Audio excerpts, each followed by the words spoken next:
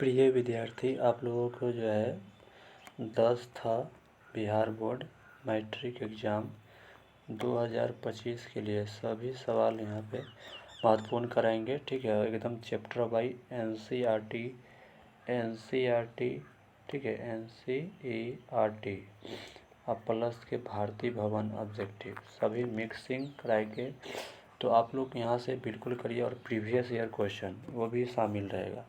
तो आप लोग इस चैनल को ध्यान से देख करके और सब्सक्राइब कर लीजिए ताकि आपका तैयारी काफ़ी मजबूत हो पाए, क्योंकि आपको सब्सक्राइब में पैसा नहीं लगता है, तो कर लीजिए और आपके बेनिफिट होगा। चलिए, तो इस सवाल को देखिए, एकदम चैप्टर वाइज करने के लिए चैनल से जुड़ जाइए। ठीक है, तो देखिए यहाँ पे बोला वास्तविक संख्या चैप्टर है, इसका हम आपको ऑब्जेक्टिव कराएंगे। बोला है इसमें कि निम्न में कौन सबसे छोटी प्राकृतिक संख्या है। स्पीड में चलेंगे, कम टाइम समय में जल्दी क्वेश्चन करेंगे। तो सबसे छोटी प्राकृतिक संख्या पूछा है, तो सबसे छोटी प्राकृतिक संख्या आपको यहाँ पे 1 हो जाएगा। ठीक है, क्योंकि प्राकृतिक संख्या 1 से शुरू होता है, 1 2 3 इसी तरह अनंत तक जाती है। तो सबसे छोटी संख्या कौन हो जाएगा 1, तो इसका उत्तर राइट हो जाएगा सी। चलिए, अगला सवाल है, आपसे बोला है √12 के परिमेयकरण गुणांक 12 होगा। ठीक है, इसमें यहाँ पे एक छूट गया है 12। √12 का परिमेयक यानी परिमेयकरण गुणांक है, तो 12 को आप तोड़ लीजिए इस तरह, 2 से तोड़ेंगे तो 6, 2 से तोड़ेंगे तो 3 वर्गमूल में। तो 12 को हम √12 को ऐसे लिख सकते हैं, √12 को हम क्या लिख सकते हैं, 2 गुना 2 गुना रूट में 3। ठीक है, रूट में 3 लिख सकते हैं। तो 2 को रूट में 2 को 2 में से 2 बाहर आ जाएगा और अंदर में रूट रह जाएगा। तो गुणांक में पूछा, तो इसका गुणांक में देखिए कौन है, तो गुणांक में 2 के गुणांक में कौन बच गया, रूट में 3। यहाँ पे जगह नहीं दिख रहा, तो यहाँ पे √3 ऐसे है, ऐसे। तो इसका गुणांक में कौन बच गया, √3। तो इसका उत्तर क्या आ जाएगा, √3। ऑप्शन नंबर ए इसका राइट हो जाएगा। चलिए, अगला सवाल को देखिए, आपसे बोला गया है कि 45-60 का मौसा है, 45-60 का मौसा है। 45 और 60 के मौसा निकालने के लिए क्या करिएगा, यहाँ पे 60 ऐसे लिख लीजिए, ऐसे तो इसका डायरेक्ट उत्तर मार सकते हैं आप। ठीक है, तो चलिए सिखाते हैं। 45 सबसे बड़ा जो संख्या होगा ना इसमें, उसको घर में इसमें बंद करिएगा, और जो छोटा होगा उसको बाहर में बंद लिखिएगा। लिख दिए, अब 45 को लिख दीजिए यहाँ पर ही। 60 में से 45 घटेगा तो 15 बचेगा। और क्या करिएगा, जो से ये वाला इसको उतार दीजिएगा, यहाँ पर ही उतार दीजिए। 15 तिहाई 45 कट गया ना।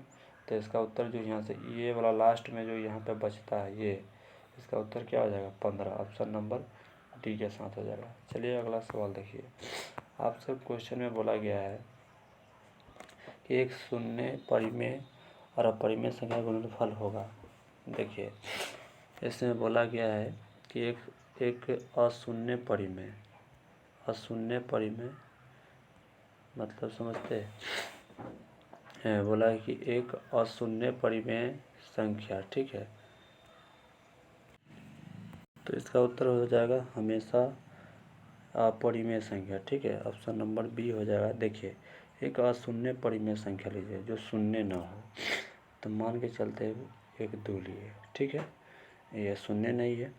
और एक अशून्य परिमेय संख्या है, तो अशून्य है।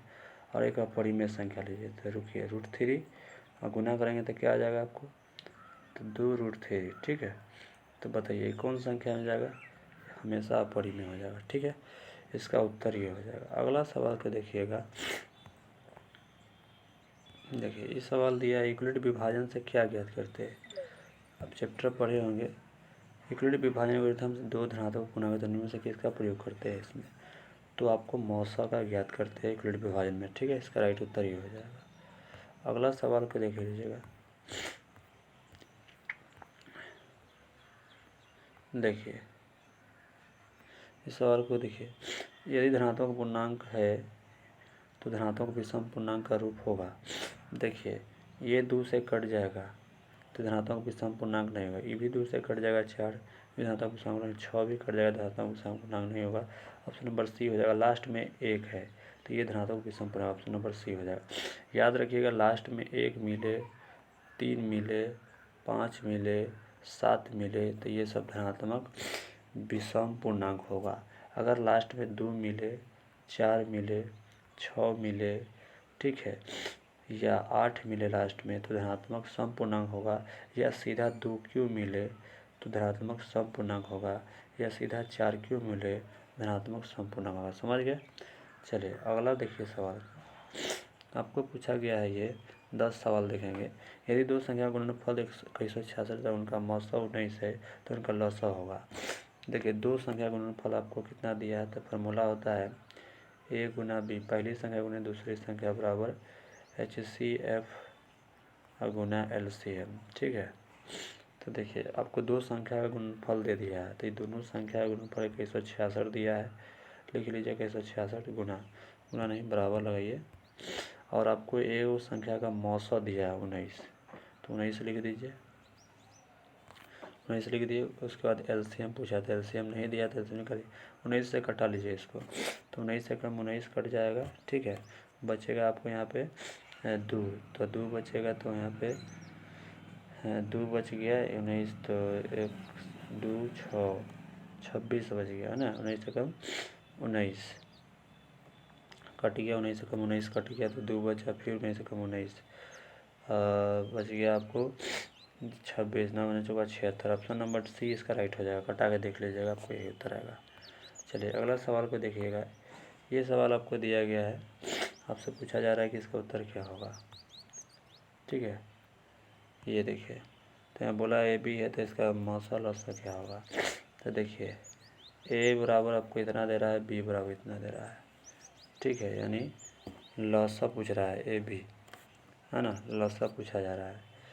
तो मान लीजिए ये वाला आपको दिया है तो इसको तोड़ लीजिए, 2 के पावर 3 यहाँ पे तोड़िएगा तो इसको आपसे लौसा पूछा है, तो 2 3 5 15 और 2 का क्यों 8, तो 3 5 15 गुना कर लीजिए, 2 का क्यों 8 होता है, तो 15 8 120 लिख लीजिए। यहाँ पे एक संख्या 120 आ गया, और 2 के पावर 4 का मतलब क्या होता है, 2 का 2 दूनी 4, 4 दूनी 8, 8 दूनी 16, यानी 2 के पावर 4 का मतलब 16, 16 7 112।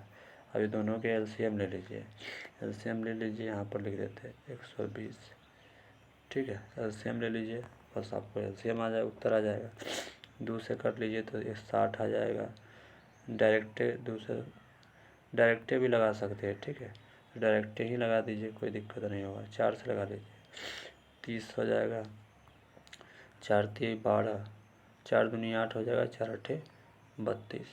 फिर कटा लीजिए 2 से कटाइएगा तो कितना 15 आ जाएगा, 2 से कटाइएगा तो 14 आ जाएगा, गुना करा लीजिए, 4 दूनी 8, 15 8 120, 120 में 14 से गुना कर लीजिए, 120 में 14 से गुना कर दीजिए, 4 दूनी 8, 15 8 120 में 14 से गुना करिए, तो 120 में 14 से गुना करेंगे तो कितना आ जाएगा, तो 1200 गुना करके आ जाएगा, 12 चौके 4800, तो 480 यहाँ पे, तो आपको 0 8 1680 इसका राइट उत्तर हो जाएगा।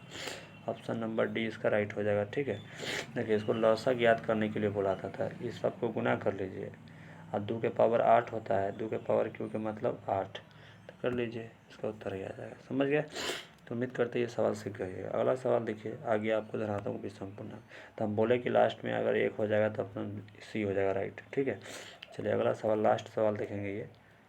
ये सवाल देखिए, 10 संख्या इतना का डॉट डॉट, देखिए लास्ट में डॉट डॉट रहे ना तो इसका उत्तर समय हमेशा अपरिमेय संख्या होगा, याद रखिएगा। देखिए हम बोलेंगे 1 3 5 7 8 और डॉट डॉट बोल दिया, कौन संख्या, तो बोलेगा अपरिमेय संख्या। हम बोलेंगे कि 8 3 2 डॉट डॉट, कौन संख्या, तो अपरिमेय संख्या, ध्यान रखिएगा, तो इसका उत्तर राइट हो जाएगा। तो चलिए अगला ध्यान रखिएगा, अगला पार्ट में मिलते हैं इसी के परिमेय संख्या चैप्टर के अगला पार्ट में। धन्यवाद।